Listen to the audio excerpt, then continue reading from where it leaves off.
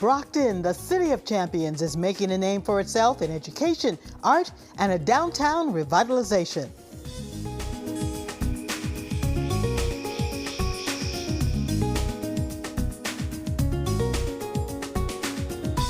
Good afternoon, I'm Karen Holmes Ward and welcome to Cityline.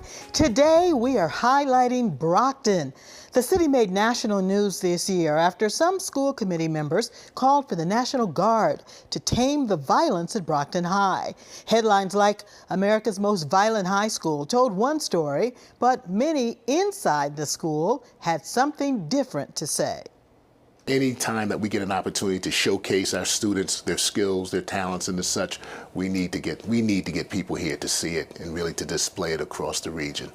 Brockton High School principal Kevin McCaskill has been at the school about 6 months and is quick to tell you the tide is turning on the negative narrative. The students were very adamant about this is not Brockton High School. It's a segment of our population that are doing these things, but it doesn't define who we are. And it was great, a few months back when the community came to bat, showing their support. So there's a groundswell of support here. They want better, we want better, and I think over time you'll see better. This is the total package, and all the stuff that has transpired, that's a snapshot. We know we need to get better at a lot of facets, but we need to also showcase the true essence of who we are. Examples of excellence can be found in every corner of the school. A first-place finish for the school's drama club at the state competition. Students with a deep dedication to STEM learning who devoted a school year's worth of Saturdays to preparing for robotics competitions. And the opportunities that come from excellence. An offer from the president of Livingstone College and HBCU in North Carolina. If you have a 3.5 and higher, and that's on a 4.0 scale, I will offer you a presidential scholarship to go to Livingstone College. At the 38th Annual Fine Arts Show, the school opened its doors to the community. Sarah Richards, the director of the art department, says this is an opportunity to better understand what is happening in students' lives. We not only strive to have our kids be technically good artists, but that they're conceptually good artists, that they're communicating things that are important to them. Their culture, their history, things that are on the mind, political issues, personal issues. So they're very connected to their artwork. So that's why you will see a great variety of work. The teacher had said, oh, this is some really good stuff. Senior Joshua Tunis, who plans to study art at UMass Dartmouth this fall, used this retrospective of his work this year to display a range of emotions. There's loneliness, there's a foggy feeling, there's a feeling of sadness and drowning and all that. There's a burst of anger because you're trying to be someone you're not. And I really like this piece the most because it's something that really resonates with me most. It's a rejection of intimacy, I'd say, for myself, feeling you're undeserving of comfort, with the hand in the black showing getting dragged back down to that level of you don't deserve what's happening to you right now. So I've had Joshua since he was a freshman. Visual arts instructor Erin D. Simone wants people to know about the depth of the talent of the students in their program. This is my 18th year in Brockton. The arts department has always been something that has been valued and strong.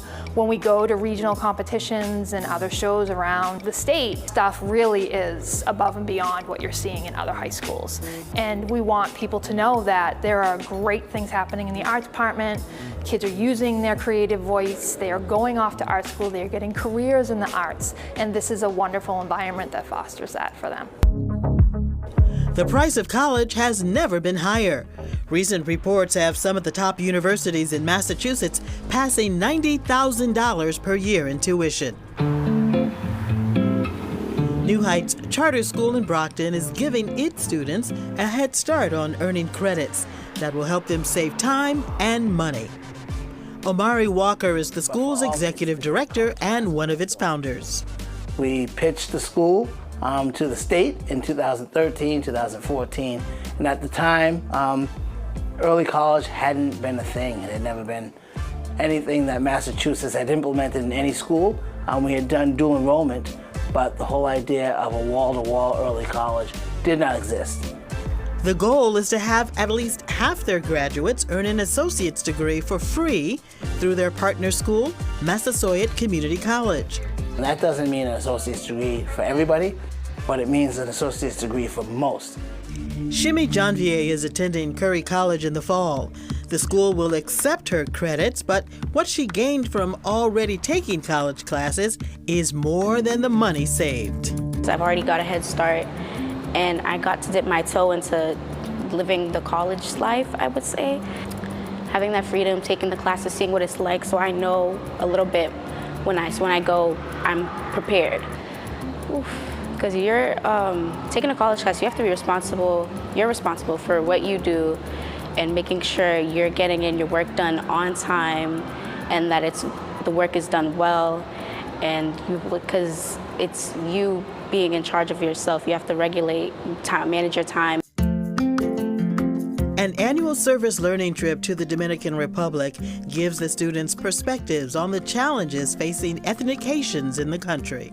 We are not there to dictate what is to be done. That, it's important for us to go there as learners and understand from the communities what it is that they need us to do and what they want us to do. And we like to do it alongside with them. History instructors Dr. Hannah Vidmar and Pauline Nassif go outside the classroom to connect their students to the Brockton community and beyond. And so students are tasked with studying the Sustainable Development Goals, identifying one that they think is the most important, and finding areas where that's showing up in their own communities here in Brockton. So we had students presenting on things like gender equality, studying pay gaps in Brockton and Massachusetts more largely. We had people studying environmental crisis, clean water, saying that, if we make these changes here in Brockton, we're helping trying to achieve these Sustainable Development Goals for the world. When students can see themselves reflected in history and also see beyond themselves into the world and see how their history reflects in the world and how they can be placed in the world, where their place is in the world, it gives them a sense of authenticity and agency in their learning. And anybody have any reflections on the use of poetry or music as a tool of protest, as a tool of organizing? One group is going to be given directions about nonviolence, direct action. One group's going to be given directions on structured violence with the support of communism, and the other group is going to be given tactics of guerrilla warfare, and they're going to have to debate as to what is the most necessary form of struggle and protest to ensure liberation and freedom. Some in the first class of New Heights graduates have finished college and are even coming back to work in the school. Their success, an example to current students. We planned in 2012 on a whiteboard that not only would we impact the lives of the students that we serve, but we'd serve as a model for other students to emulate. And we were the first one back in 2016 in the state of Massachusetts. We were the first class ever, first graduating class in 2021 to graduate the majority of its seniors with an associate's degree. There are now over 50 early college schools and programs in the state of Mass, and I promise you, our success has really opened the doors for others to follow.